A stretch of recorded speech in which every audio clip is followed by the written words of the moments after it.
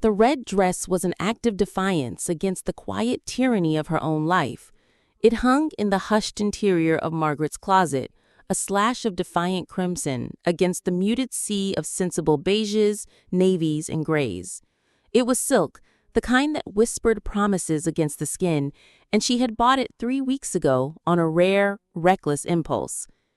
She'd seen it in a boutique window, a splash of impossible color on a rainy Tuesday, and had imagined Benjamin's reaction.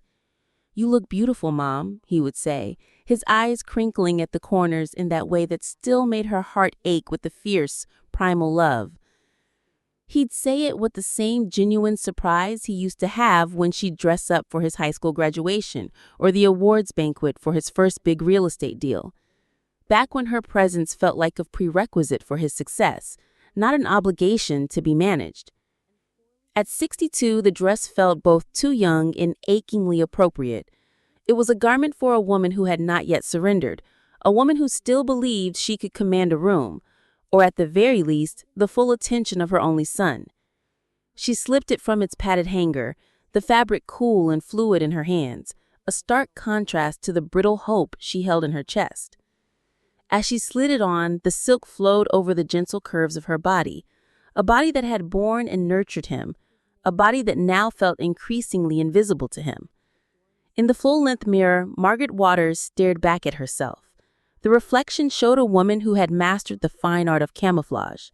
Her silver-streaked hair was elegantly coiffed, her makeup meticulously applied to hide the faint shadows of sleepless nights. Her lips painted a shade of rose that suggested cheerfulness she did not feel. She was a portrait of graceful aging, a masterpiece of quiet endurance. The name, Margaret Waters, still belonged to her, though she had been divorced from Benjamin's father for 15 years. Some identities, she mused, have a longer shelf life than a marriage. The identity of Mom, however, felt like it was dissolving day by day. Her phone buzzed on the vanity, a sharp electronic summons. She snatched it up, her heart performing the same embarrassing flutter it always did when his name appeared. A text from Benjamin. "Looking forward to lunch, Mom. The usual place, 1 p.m. That was all. No loving preamble, no exclamation points, just the stark facts of their appointment. Still, it was enough. It was a thread, and she clung to it. At 35, he was a man of consequence, a successful developer with a penthouse downtown and a life curated for social media, all perpetual sunshine and strategic success. But to her, he was still the boy with his father's stubborn jaw and her grandmother's startlingly green eyes, the baby whose colic had kept her walking the floors for endless nights. She arrived at Romano's 15 minutes early, clutching her purse like a shield. The restaurant was an old friend, a place of countless shared memories. It was where they'd celebrated his acceptance into college, where he'd brought his first serious girlfriend to meet her, where they had reestablished their fragile bond after the raw ugliness of the divorce. Today, Romano's was a riot of Mother's Day sentiment. The air hummed with a warm, chaotic energy, thick with the scent of garlic, fresh baked bread, and the heady perfume of roses and lilies that adorned every table. Laughter echoed off the dark wood walls, the clinking of glasses punctuating the happy din. The hostess, a young woman with kind, perceptive eyes, smiled warmly. "Happy Mother's Day, just for one today?" The question, though innocent, was a small, sharp prick. "Oh no," Margaret said, forcing a bright smile. "My son is meeting me, Benjamin Scott. We have a usual table by the window." "Of course, Mrs. Waters, this way." She was led to the small table for two, a pristine white square in a sea of celebratory chaos. The hostess arranged the napkins with practiced efficiency. "Your son will be joining you?" she asked, a confirmation, not a question. "Yes, any minute now." The lie came easily, smoothed by months of practice. "He's just running late. He's caught in traffic. He had a last-minute call." She had a whole repertoire of excuses for him, a defense attorney for a son who never bothered to mount his own defense. 1 o'clock came and went. The sun streamed through the window, illuminating the dust motes dancing in the air and the single perfect rosebud in the vase on her table. Margaret smoothed the napkin in her lap, her gaze fixed on the door, a silent vigil that was becoming more and more a part of their relationship. The waitress, a middle-aged woman named Rosa, whose face was a compassionate map of other people's disappointments, approached with patient sympathy. "Would you like to order an appetizer while you wait, ma'am? Or perhaps a glass of wine?" "He's just running late," Margaret repeated, the words tasting like ash. "You know how traffic can be on a holiday." Rosa nodded, but her eyes held a knowing gentleness that was almost worse than pity. "Of course. I'll bring you some water and bread." By 1:30, the knot in Margaret's stomach had tightened into a cold, hard stone. The initial buzz of the restaurant had settled into the steady rhythm of main courses and shared desserts. The glances from other tables were no longer casual. They were imbued with a soft, uncomfortable pity. At the table next to hers, a woman Margaret's age was opening a velvet jewelry box, her face glowing with the particular radiant contentment of being cherished. Her daughter and son-in-law watched her, their faces mirroring her delight. The scene was so intimate, so effortlessly loving, that Margaret had to look away, a hot blush of shame creeping up her neck. Her phone remained dark and silent on the white tablecloth, a small black tombstone marking a dead hope. She ordered the salmon, Benjamin's favorite, telling herself he would arrive just as the food came and they would laugh about his terrible timing. The lie was so thin now it was transparent, but it was all she had. Rosa brought the entree, placing it before her with a quiet reverence, as if serving a final meal. "Are you dining alone today?" Rosa asked, her voice soft, giving Margaret an opportunity to retract her earlier fiction. Margaret opened her mouth to repeat the lie, but the words wouldn't come. The effort of maintaining the facade was suddenly too much. The truth sat heavy in her chest, a physical weight. "Yes," she whispered, the admission a crack in her careful composure. Rosa nodded once, a gesture of profound, unspoken understanding. There was no judgment in her eyes, only the shared wisdom of a woman who had seen the entire spectrum of human celebration and disappointment play out across her tables. "The salmon looks perfect," she said gently. "Chef's specialty." Margaret ate mechanically, her fork moving from the plate to her mouth without conscious thought. The perfectly cooked fish, the roasted asparagus, the lemon dill sauce, it all tasted of nothing. The warmth of the restaurant, once a comforting embrace, now felt oppressive. All that joy, all that effusive love pressed in on her, threatening to shatter her fragile control. To distract herself from the symphony of maternal bliss surrounding her, she pulled out her phone. She would scroll through social media, a mindless dive into the curated lives of others, anything to avoid the reality of her own empty table. She opened Instagram, her thumb swiping through pictures of smiling families and bouquets of flowers, and that's when she saw it. It was a new post on Benjamin's story, uploaded 20 minutes ago. The timestamp itself was a small, cruel twist of the knife. He hadn't been stuck in traffic. He had been composing a caption. The photo was bright, professionally lit, taken at Les Bernardines, the obscenely expensive seafood palace across town that he knew she considered pretentious. He was smiling broadly, a wide, unthinking grin of pure happiness. His arm was wrapped tightly around the shoulders of a woman Margaret recognized instantly. Christine, his stepmother, his father's second wife, who had swooped in with her perfect figure, her perfect dinner parties, and her perfect ability to make Richard feel young again. The photo was a punch to the gut. The caption was the blow that broke her ribs. It read, "Mother's Day lunch with my real mother. Grateful for the woman who taught me what family means." And below, the hashtags, blessed, real mom, grateful. The phone slipped from her numb fingers, clattering onto the table with a sharp, percussive sound that seemed to silence the entire restaurant for a heartbeat. Several diners turned to look, their expressions shifting from idle curiosity to genuine concern as they registered the look on her face. Her carefully constructed mask had not just cracked, it had disintegrated, revealing the raw, unvarnished agony beneath. Real mother. The words echoed in her mind, each syllable a fresh slap. She thought of the 35 years, the nights spent rocking a colicky committee until dawn, the soccer games where she'd screamed herself hoarse from the sidelines, his name a constant cheer. On the parent-teacher conferences, the scraped knees, the broken hearts that she had mended with ice cream and patience. She thought of the divorce, of how she had swallowed her own pain and fury to shield him from the worst of his father's casual cruelty, ensuring he still felt loved and secure. She had worked 3 jobs, a receptionist in the morning, a library clerk in the afternoon, and a medical transcription at night to pay for the college tuition his father had deemed an unnecessary expense. She had poured her life into the foundation of his, brick by painful brick, and he had just bulldozed it all for a hashtag. "Ma'am, are you all right?" The decision, once made in the cold blue light of pre-dawn clarity, was an anesthetic. It numbed the throbbing wound of Mother's Day, replacing the agony with a sharp, crystalline purpose. Margaret did not weep as she walked through the rooms of her house the next morning. She did not linger over photographs or touch the worn arm of the chair where she'd read Benjamin bedtime stories. She moved like a surveyor, an appraiser of her own life, her eyes cataloging not memories, but assets.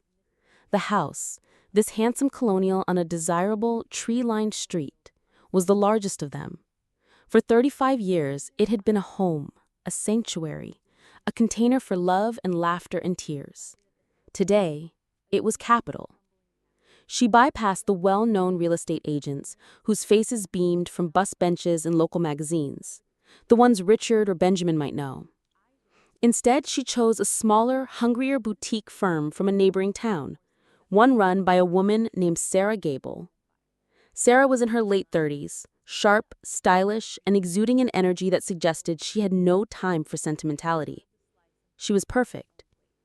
When Sarah arrived, her eyes, professionally trained to assess value in seconds, swept over the property with an approving glint.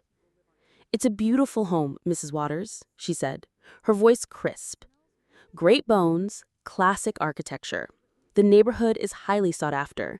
With a little staging, some fresh paint, we could start the bidding high." Margaret, holding a cup of black coffee, shook her head. "No staging, no fresh paint. We sell it as is." Sarah's smile faltered for a fraction of a second. As is can sometimes signal desperation to buyers. It might depress the price. "It will signal urgency," Margaret corrected, her tone leaving no room for debate. "I want it sold. Fast. I am not interested in hosting open houses for curious neighbors. I want qualified buyers only, private showings by appointment. And I want the sign on the lawn by noon tomorrow." Sarah studied her client. Her professional curiosity piqued. She was accustomed to sellers who agonized over every detail, who wept while packing their children's height charts, who wrote heartfelt letters to prospective buyers about the happy memories infused in the walls. Margaret Waters exhibited none of that.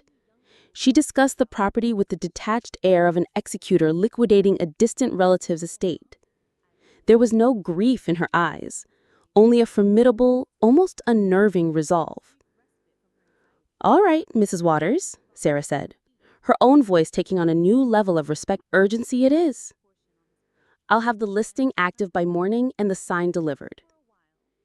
The sign arrived the next day at 11:30.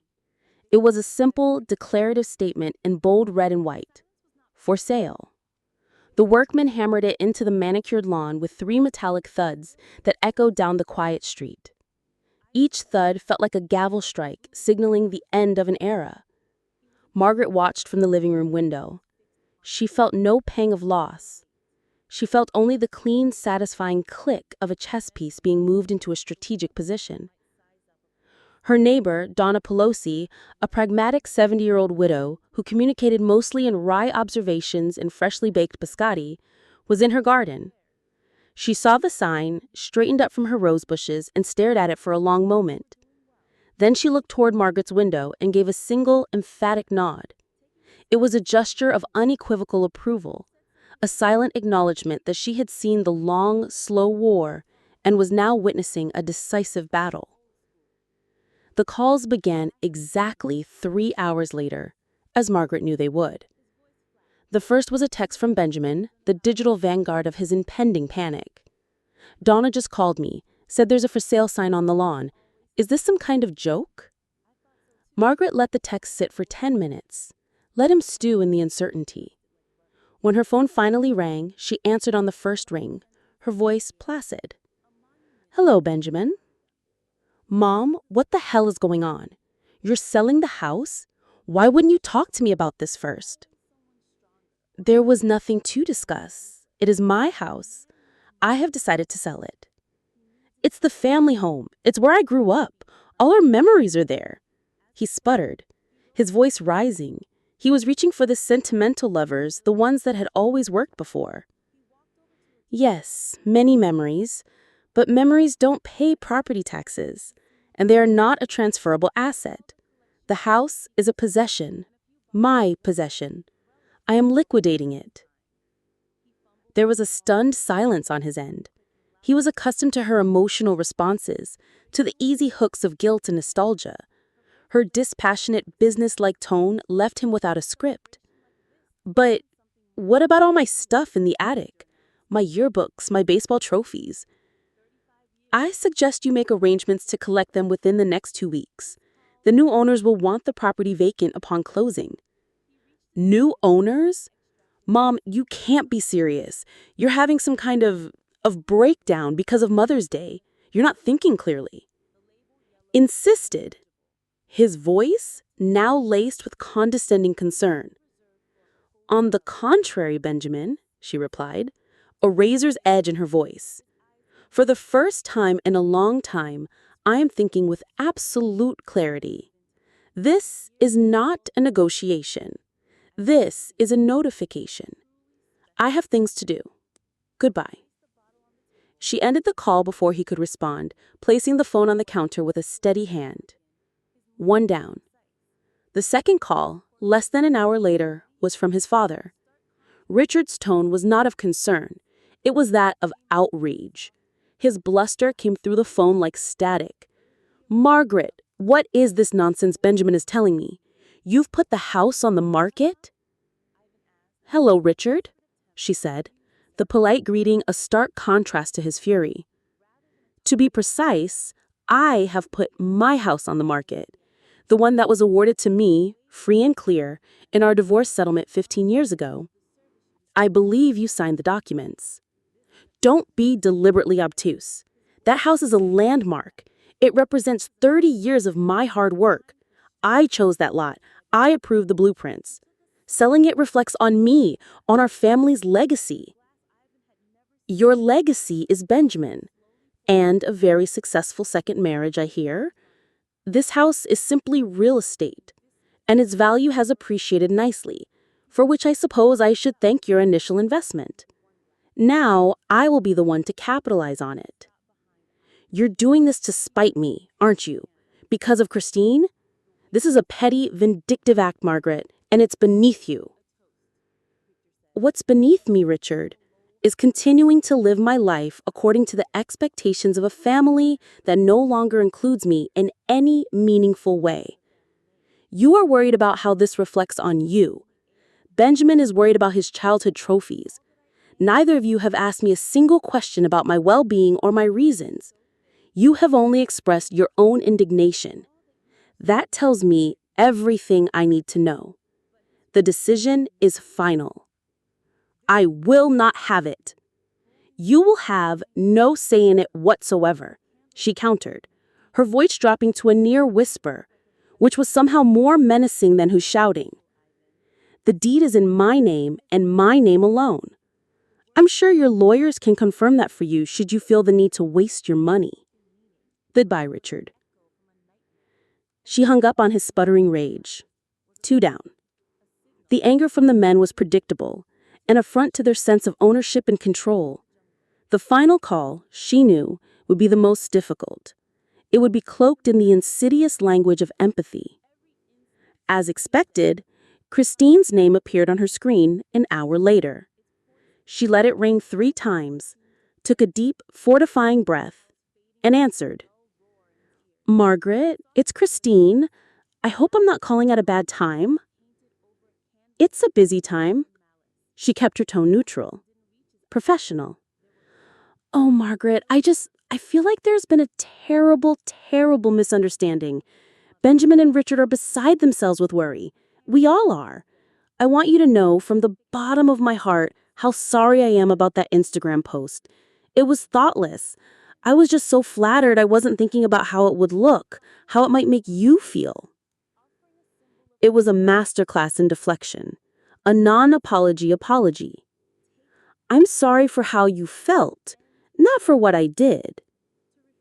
"Your feelings have been noted," she said, her voice chillingly formal.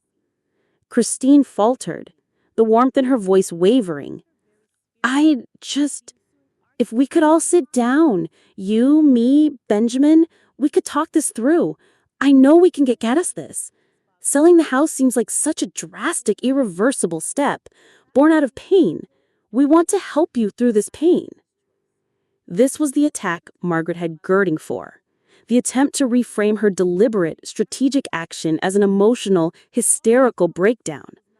The offer to help was an offer to manage, to sedate, to bring her back into the fold where she could be safely ignored once more. "Let me be perfectly clear, Christine," Margaret said, her voice cutting through the other woman's practiced calm like a shard of glass.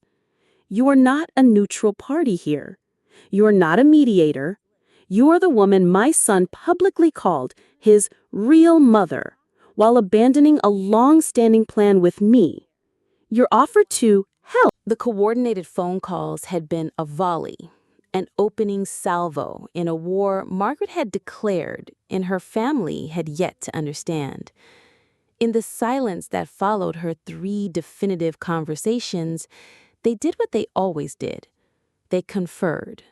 They formed a tactical huddle, a closed loop of self-interest and shared delusion, certain they were dealing with a temporary emotional aberration.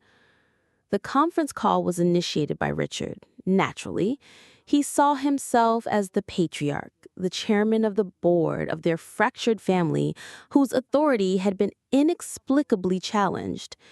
He dialed Benjamin first, who answered with a frantic edge to his voice.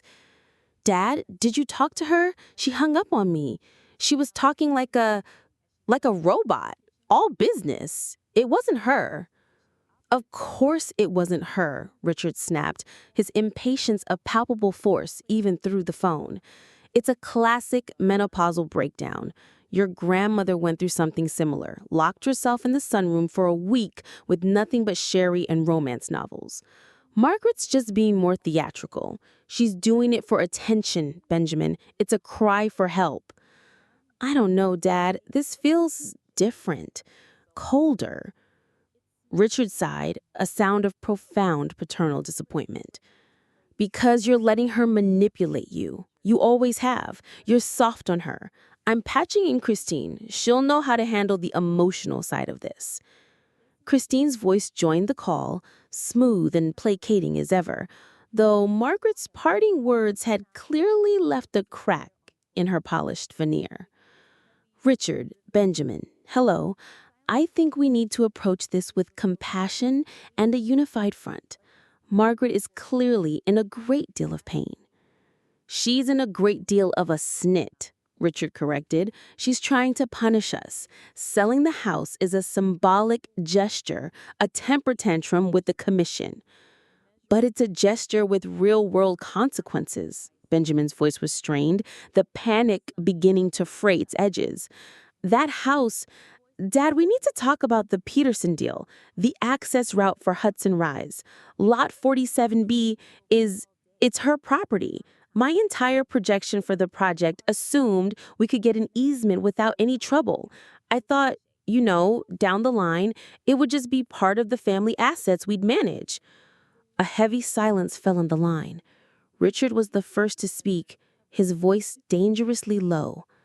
"Are you telling me your 9-figure development deal is dependent on your mother's goodwill?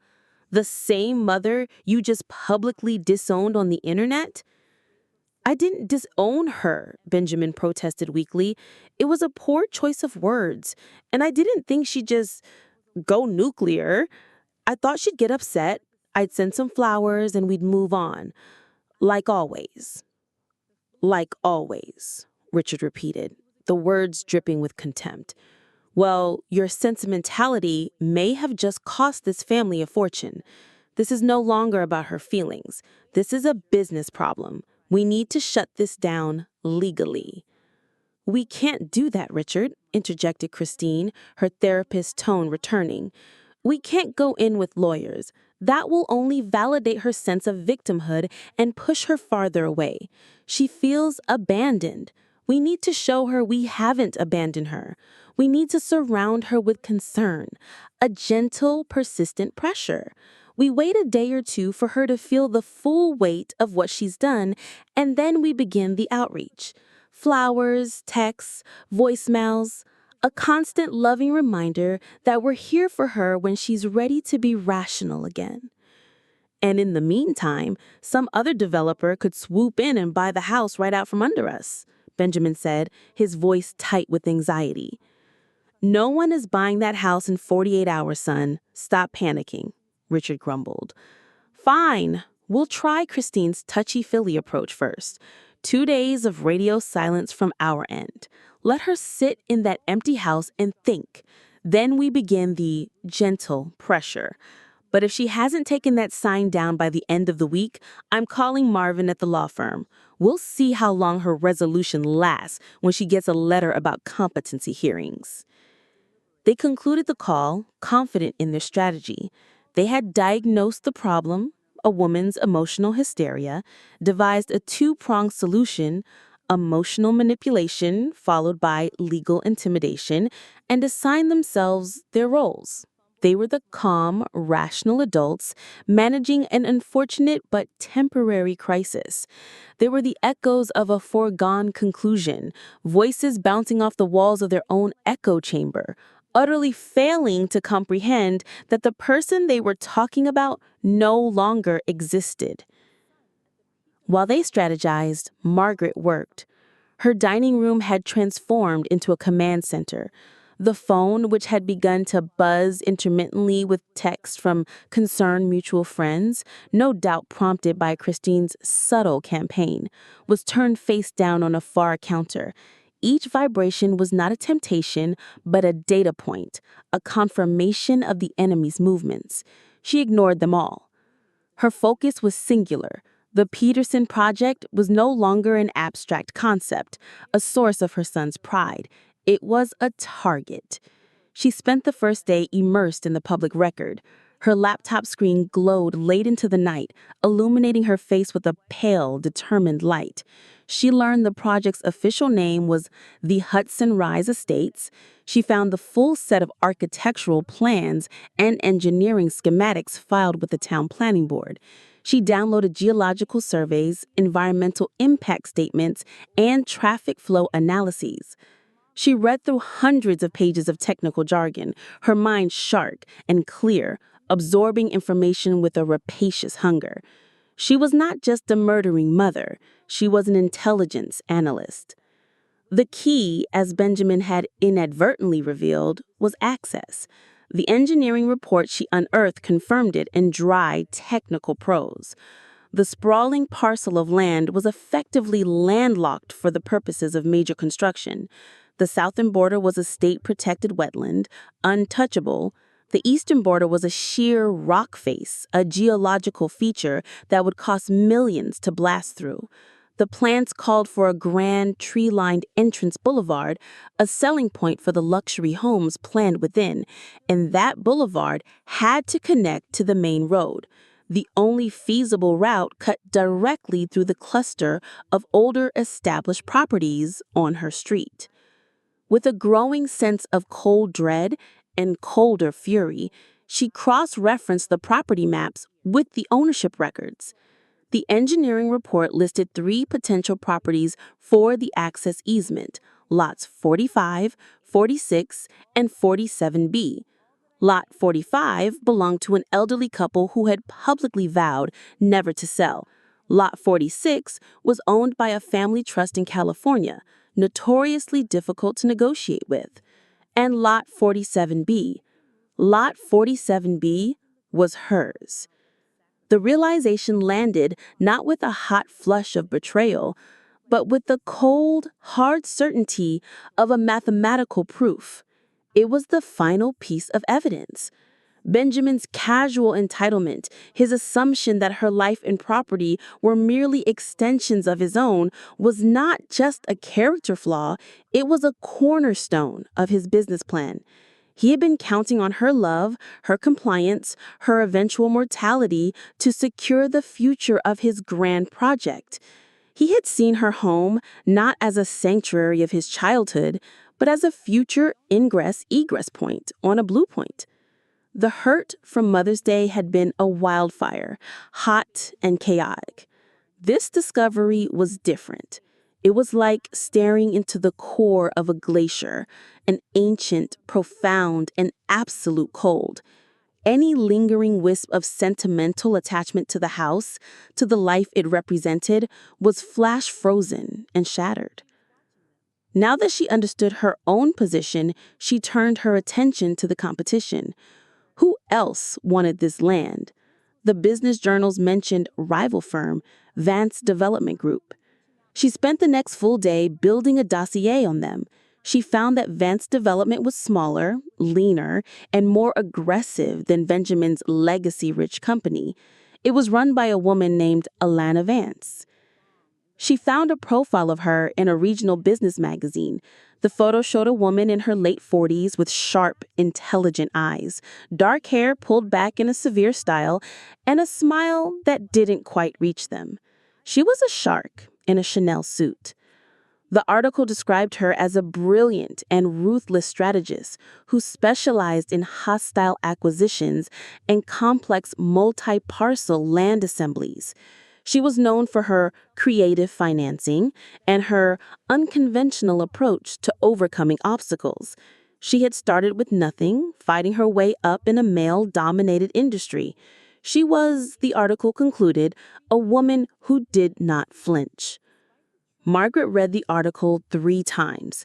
She studied Alana Vance's face, seeing not an enemy, but a potential language partner.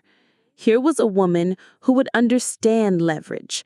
Here was a woman who would not misinterpret a strategic move as emotional outburst. The reply from Alana Vance came in less than 10 minutes. For a moment, Margaret had allowed a flicker of doubt. Perhaps her email was too presumptuous.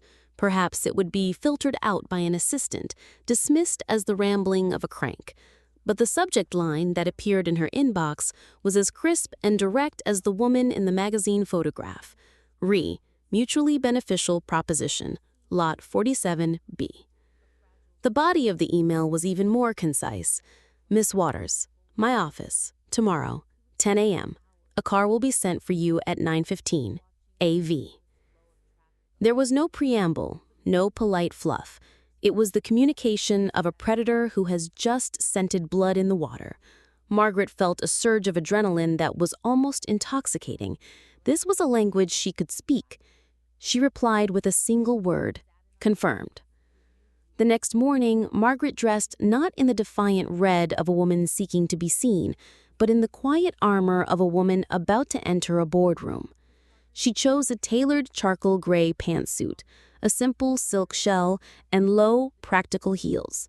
Her hair was pulled back in a severe chignon, and her makeup was minimal. She was not dressing to be Margaret Waters, Benjamin's emotional mother. She was dressing to be M. Waters, a negotiating entity. At precisely 9:15 a.m., a black Lincoln Town car, its windows darkly tinted, glided to a silent stop at her curb. The driver, a large man in a dark suit, got out and opened the rear door for her without a word. The cushioned leather interior was cool and smelled faintly of expensive polish. As the car pulled away from her quiet suburban street, Margaret did not look back at the house with its garish for sale sign. She looked forward, through the tinted glass, at the city skyline rising in the distance. Vance Development Group occupied the top 2 floors of a sleek glass and steel tower in downtown White Plains. The lobby was a cavern of minimalist design, all polished concrete, chrome, and abstract art that seemed to hum with silent, nervous energy. The receptionist, a young man with an impossibly sharp haircut, greeted her by name before she could introduce herself and directed her to a private elevator. Alana Vance's office was less an office and more a command deck. One entire wall was a floor-to-ceiling window, offering a panoramic, almost predatory view of the city and the surrounding county. Another wall was covered in a massive, backlit map of the region, dotted with colored pins representing active projects, potential acquisitions, and targeted territories. Margaret Street, her very property, was located in a section of the map that glowed with a faint, aggressive red. Alana Vance was standing by the window, her back to the door, a phone pressed to her ear. She was dressed in a razor-sharp navy dress that seemed custom-molded to her frame. She finished her call with a series of clipped, brutal commands, then turned.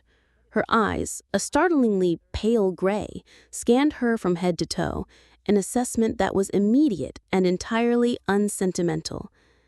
"Miss Waters," she said, her voice a low contralto. She did not offer a handshake. Instead, she gestured to one of 2 severe leather chairs positioned before a vast empty glass desk. "Thank you for coming. Coffee?" "No, thank you," Margaret said, her own voice steady. "I'm fine." Alana circled the desk and sat, her posture radiating an almost tangible power. She leaned forward, her hands clasped on the pristine glass surface. "Your email was intriguing. You believe your property is of significant mutual benefit. Tell me why." There it was, the opening move. Margaret had prepared for this. She had spent the night rehearsing not just what she would say, but how she would say it. She would not be a grieving mother seeking revenge. She would be a strategic partner proposing a transaction. "You know why, Miss Vance," Margaret began, her voice even. "You know the Peterson project is functionally landlocked. You know their entire schematic for the Hudson Rise Estates hinges on securing an access easement through one of 3 properties. You know 2 of those are functionally unobtainable, and you know the 3rd is mine." Alana's expression didn't change, but Margaret saw a flicker of something in her pale eyes. Respect. "I know what the public filings say," Alana conceded, a subtle test. "But public filings don't tell the whole story. Why sell to me? Your son is a principal on that project. Family loyalty, sentiment, these things usually command a premium I am not inclined to pay." Margaret met her gaze without wavering. This was the critical moment.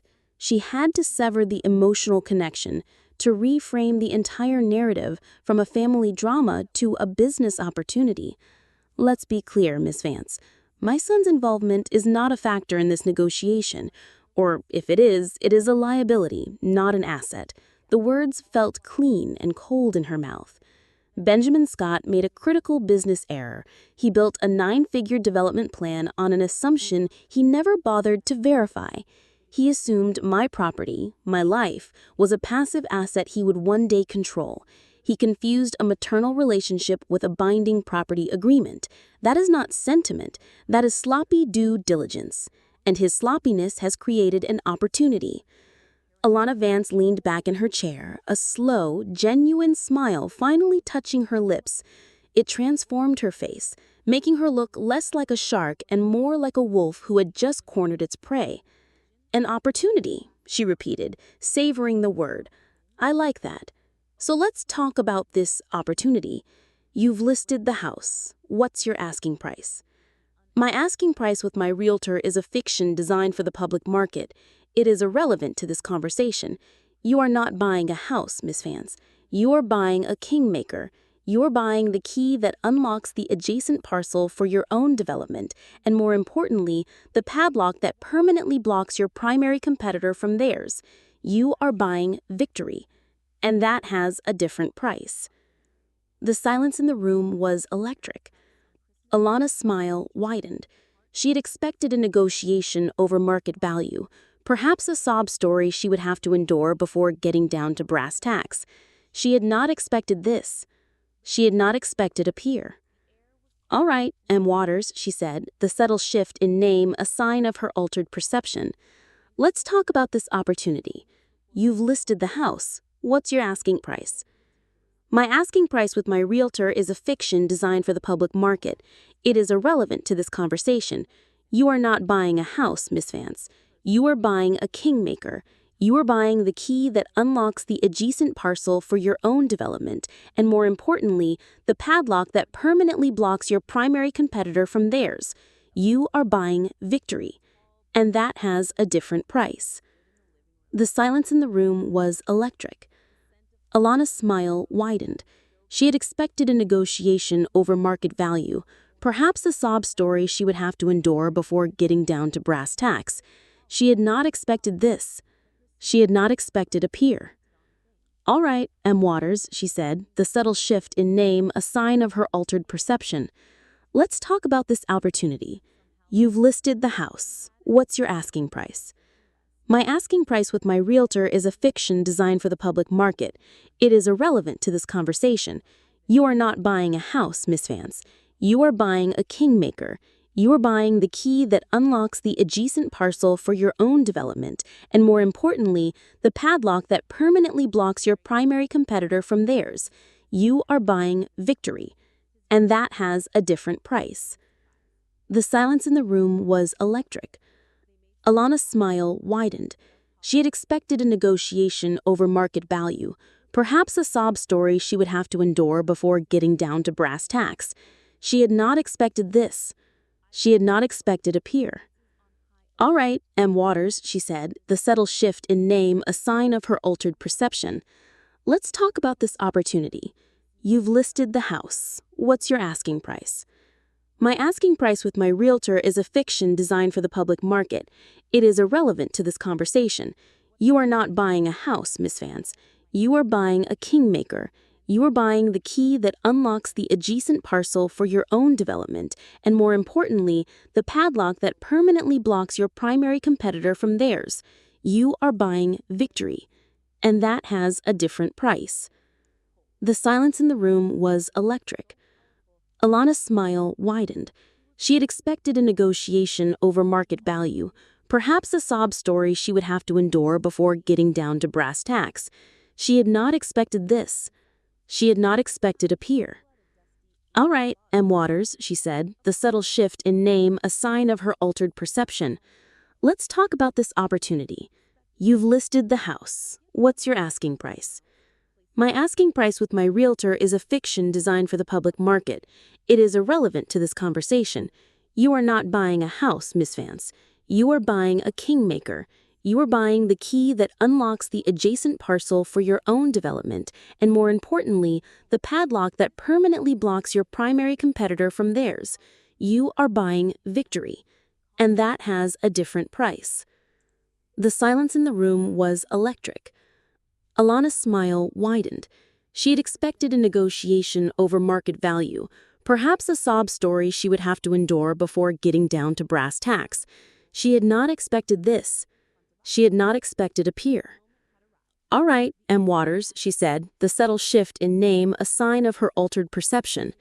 "Let's talk about this." The 2 days following the publication of the article were a study in escalating panic. Margaret's phone became a relentless harbinger of her son's unraveling.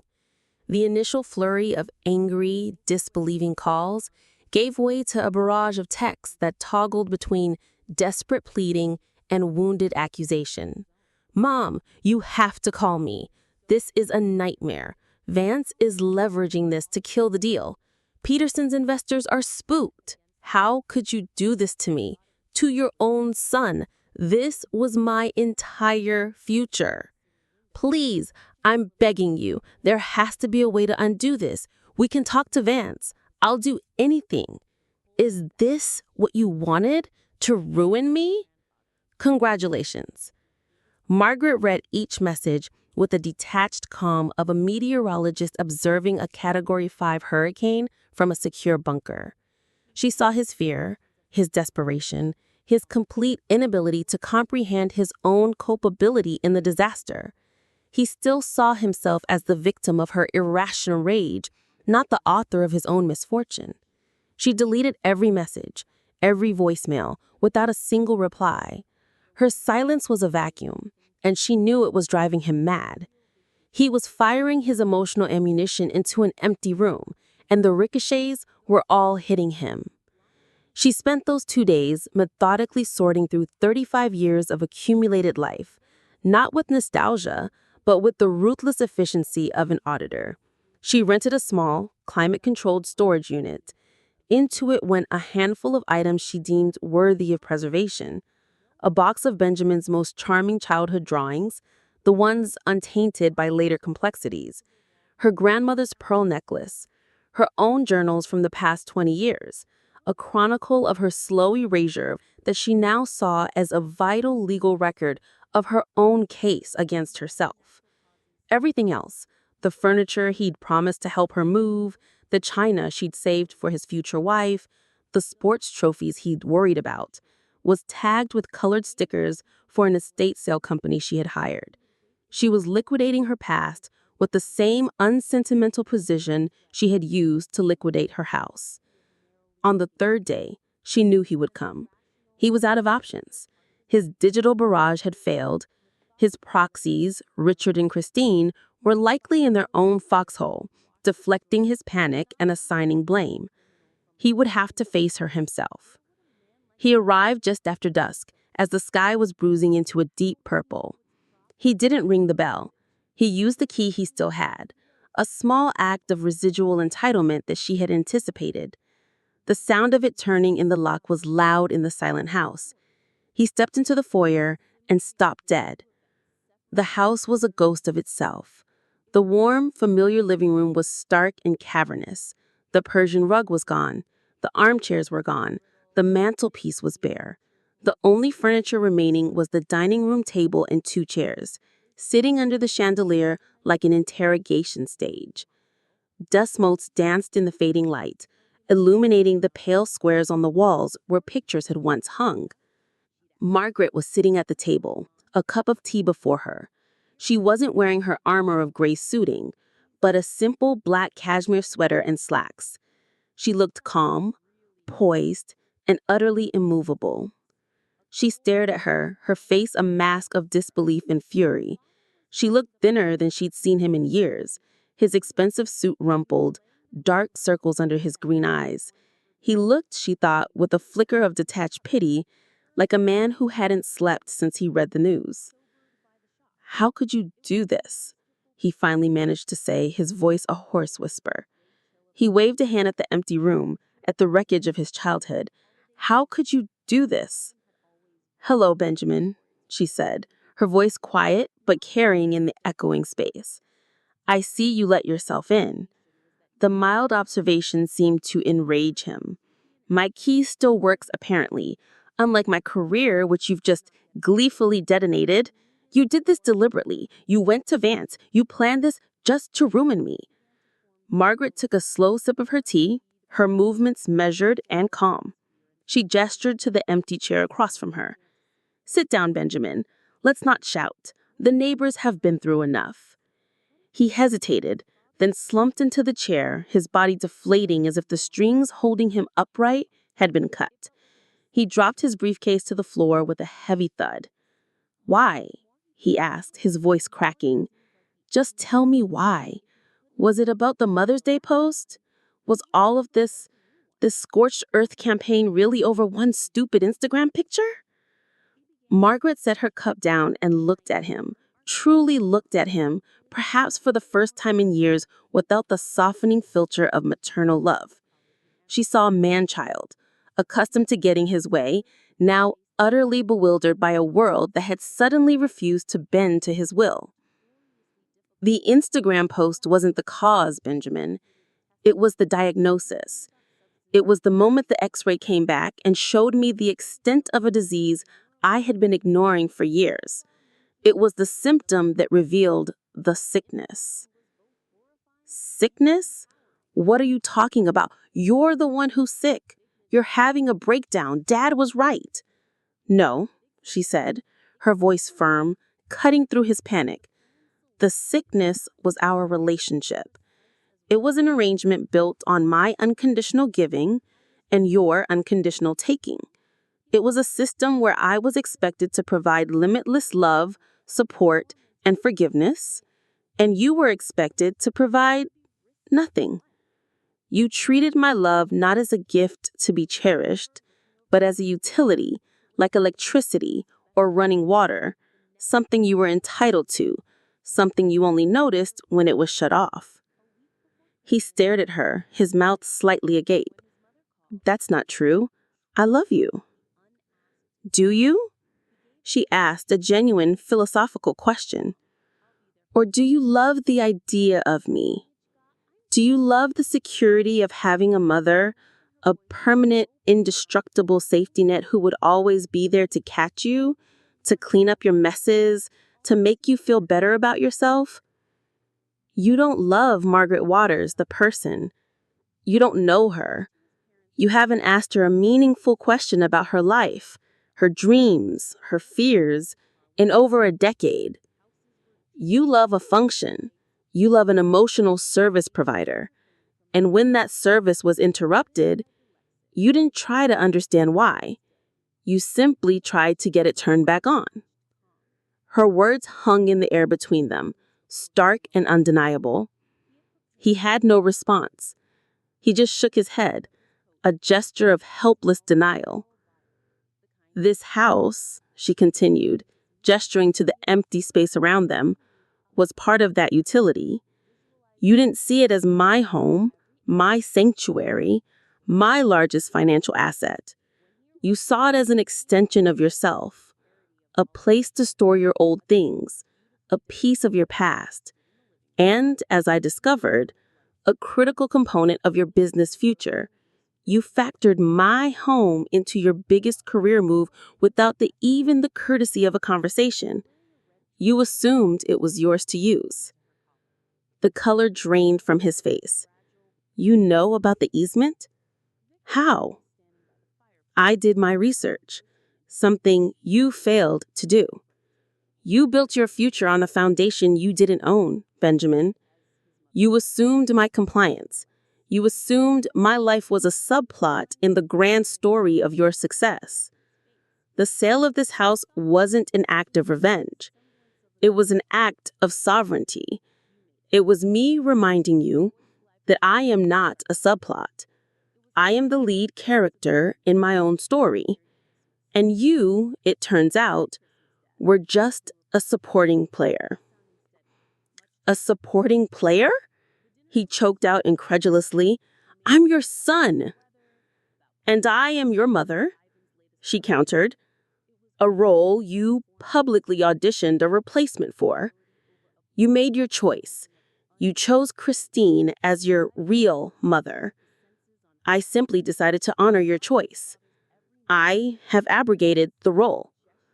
A real mother, as you defined it, is someone who teaches you what family means. So let me teach you. Family is not a one-way street. Love is not an entitlement program. Actions have consequences. The word hung in the air. Consequences. It was a concept his life had largely insulated him from. His father's money, his own charm, and her endless capacity for forgiveness had always been there to buffer the blows. Now he was facing it head-on, in a cavernous, empty room with the architect of his ruin sitting calmed before him. My business, it's gone, he whispered, his voice hollow. Vance used the sale to create a panic clause with Peterson's investors. They pulled their funding this morning. The whole project collapsed. I'm facing lawsuits from subcontractors. I'll have to declare bankruptcy. Yes, Margaret said, simply. There was no triumph in her voice, only the flat finality of a fact. And Dad, and Christine, their marriage is falling. She did not rush to fill the silence. Instead, she let it seep into her bones. She spent her days walking, exploring the city, not as a tourist taking off sights, but as a resident learning the rhythm of her new home. She discovered the cadence of the city's breath, the morning rush of locals grabbing a quick coffee and a pastry, the long, somnolent pause of the afternoon siesta, the slow, vibrant awakening of the evening as the tapas bars began to fill, and the late-night hum of conversation and laughter that spilled from open doorways. She learned to navigate the Mercado de la Paz, not with the hesitant pointing of a foreigner, but with the growing confidence of a regular. She learned the names of the different types of jamon, the subtle differences between manchego cheeses, and how to ask the fishmonger for the freshest merluza. Her Spanish, rusty from decades of disuse, began to return, slowly at first, then with increasing fluency. Each successful transaction, each shared pleasantry with the shopkeeper was a small victory, a brick laid in the foundation of her new identity. She enrolled in an intensive language course at a small, private institute. Her classmates were a mix of young international students and relocated business executives. In that classroom, she was not a mother, not an ex-wife, not a woman of a certain age with a complicated past. She was simply Margaret, a student, a beginner. She found a deep and unexpected joy in the simple act of learning, in the humility of making mistakes, and the quiet pride of mastering a new subjunctive verb. Her son, her past life, was a ghost she refused to entertain. She had changed her phone number before leaving the U.S., and her new Spanish number was given to no one from her previous life. Her lawyer, David Reisman, was her only link, a firewalled emissary instructed to handle the final administrative threads of her old existence, the estate sale, the closing of accounts, and to contact her only in the event of a dire life or death emergency, a category she privately defined with an extremely high threshold. 1 month after her arrival, David sent a single terse email. Subject: Final update.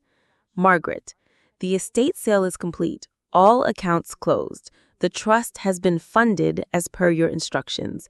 There is one final matter.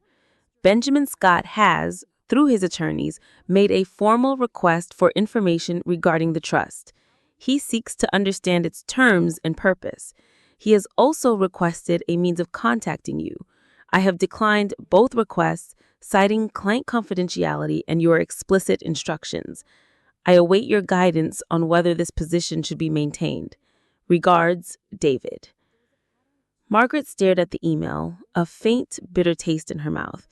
Even now, brought to his knees, Benjamin's first instinct was to probe the financial mechanics of her departure, to understand the terms of her severance package. His request for contact felt less like a son's plea and more like a shareholder's demand for information. Her reply to David was as concise as his email had been. David, maintain the position. There will be no further guidance because there will be no change. Margaret. She hit send and then, in a final act of severance, created a filter in her email account that automatically routed any message from David Reisman into a separate folder labeled Archive, which she would not open. The firewall was now complete. She was truly on her own. Her life began to take on a beautiful, unhermied shape. Her mornings were for language classes. Her afternoons were for what she came to think of as cultural homework. She would spend hours in the Prado Museum, not rushing through, but choosing a single gallery, sometimes a single painting, and truly studying it. She stood before Goya's black paintings, the dark, haunting works created in the artist's own later life isolation, and felt not despair, but a profound sense of kinship. Here was an artist who had looked into the abyss and had not flinched, but had painted what he saw with brutal honesty. She felt that same honesty taking root in herself. She found a small, family-run cafe, the Café Comercial, with worn marble tables and waiters in starched white jackets who had worked there for 40 years. It became her regular spot. She would sit for hours with a café con leche in her grammar textbook, and eventually the waiters began to greet her with a familiar nod. One of them, a courtly older gentleman named Javier, started a conversation with her one afternoon, gently correcting her Spanish and asking her what had brought an American woman like her to Madrid alone. "I came to learn," she'd replied simply. "Ah," he'd said, his eyes crinkling, "a student of life, the best kind.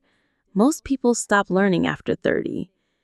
Through Javier, she met others, a retired university professor who invited her to a weekly literary discussion group, a widowed art historian named Sofia, who became her companion on museum visits. These were not friendships forged from shared history or social obligation. They were connections based on mutual interests, on conversation, on the simple pleasure of each other's company. Her new friends only knew her as Margaret, the thoughtful American with the surprisingly good grasp of Spanish literature and a quiet, formidable intelligence. They never asked about her children or her past marriages. Her life began with her arrival in Madrid, and it was enough. 6 months into her new life, she had a visitor. She was returning to her apartment after her morning class when she saw him standing across the street, staring up at her building. For a heart-stopping moment, she thought it was Benjamin. The figure was tall, well-dressed, American. But as he turned, she realized it wasn't him. It was Richard. Her ex-husband looked older, smaller, and deeply out of place on the elegant Madrid street. His expensive suit was wrinkled from travel, and his face, usually ruddy with self-satisfaction, was pale and drawn. He saw me, and he took a hesitant step forward. Margaret did not run. She did not hide. She simply stood on the pavement, her bag of groceries in her hand, and waited. She felt no fear, no anger, but only a weary sense of inevitability. "Margaret," he said when he reached me, his voice rough. I had to find you. I hired a private investigator. Cost a fortune." "I imagine it did," I replied, my voice cool. "What do you want, Richard?" "I want to talk. Please, just 5 minutes." She studied his face. The bluster was gone. The arrogance had been replaced by a raw, unfamiliar desperation. Against her better judgment, a flicker of curiosity stirred. She gave a curt nod towards a small cafe on the corner. "There, you have 5 minutes." They sat at a small outdoor table. The waiter came, and Margaret ordered a coffee in fluent Spanish. Richard just stared at her, dumbfounded. "Your Spanish is good," he mumbled. "One finds time for new hobbies when one's schedule opens up," she said dryly. He flinched. "Margaret, I came here to tell you that Benjamin is not well. He's a mess. He's a mess. The bankruptcy was finalized last month. He lost everything. He's living in a small rental apartment, drowning in debt. He's drinking too much. He won't talk to me. He won't talk to anyone." Margaret listened without expression, her hands wrapped around Fee. "And this is my concern because?" "Because he's your son," Richard burst out, a flash of his old anger returning. "Don't you care at all?" "I care a great deal," Margaret said, her voice dropping to a low, intense level that made him lean in. "I care that my son became a man who was so arrogant and so careless that he gambled his entire future on the assumption of his mother's lifelong servitude. I care that he was so emotionally stunted that his response to a perceived slight was to publicly humiliate the woman who raised him. And I care that his reaction to facing the consequences of his actions is not to rebuild his character, but to retreat into a bottle. I care about all of that, but I am no longer responsible for fixing it." Richard slumped in his chair, defeated. "Christine left me," he said, his voice barely a whisper. She said she couldn't live with the guilt. She said our whole life was built on a foundation of cruelty. She said you were right. You exposed us. I exposed nothing, Margaret said gently. I just walked out of the room. The structure fell on its own. He needs you, Margaret. He needs his mother. Margaret looked at her ex-husband, at this man she had once loved, this man who had been her partner in creating the very person who had caused her so much pain. She saw, for the first time, not a villain, but a man just as trapped in his own flawed narrative as she had been. No,